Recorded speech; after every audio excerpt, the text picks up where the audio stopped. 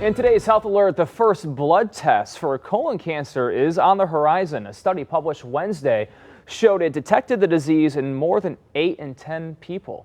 For more on this, our chief health editor, Dr. Parthanandi, is joining us now. And Doc, so among your duties as a GI doctor is diagnosing colon cancer. So this new test, potential test at least, called SHIELD, right? Yeah. What's your opinion of it? And could it be replacing colonoscopies? Listen, I diagnose and care for patients with colon cancer every single day. Unfortunately, it's the second highest cause of cancer death here in our country. A big part of the reason lies in people avoiding colon cancer screenings altogether. So I think an easy blood test, hey, it would be a great option to offer to some people. However, it would not replace a colonoscopy, and here's why. During a colonoscopy, gastroenterologists like myself use a small flexible tube with a tiny camera to examine the entire colon. Not only can I see the lesions or growths called polyps, I can also remove them as well. Removing them, is important. Why? Because little polyps can become big and cancerous over time. So colonoscopy is very accurate and preventative.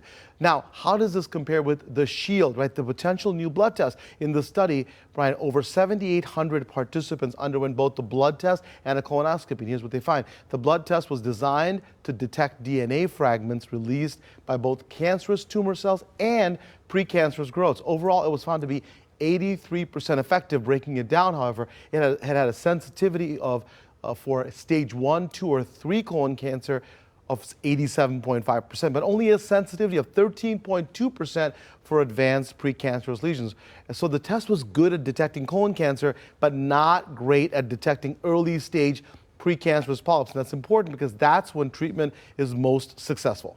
Okay, so did these blood tests cause any false positives, and how often would somebody have to do this? Important questions, right? The SHIELD test did have some drawbacks. About 10% of participants, Brian, received false positive results as a follow-up colonoscopy confirmed, hey, that they did not have colon cancer. So that could unnecessarily cause anxiety and worry in some folks, right? As for how often to have the blood test, the company, Brian, recommends getting it done every 3 years, whereas a colonoscopy typically is recommended every 10 years for those with a clean bill of health. Now, this blood test is not intended for everyone.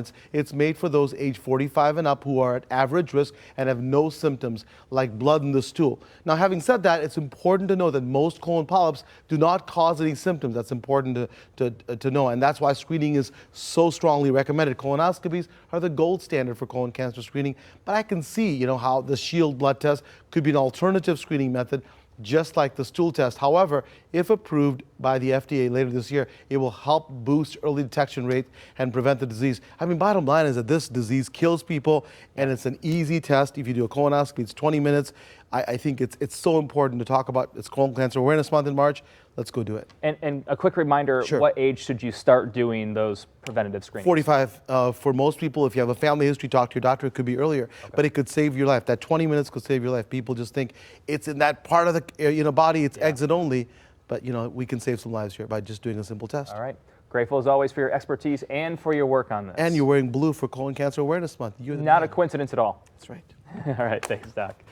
This week on the Dr. Nandi Show, suffering from high blood sugar due to diabetes, it can result in severe health complications over time. So how can one lead a long and healthy life while minimizing the potentially life-altering effects of this chronic disease? That's precisely what Dr. Nandi aims to tackle. It's Monday, March 18th at 2:30 a.m.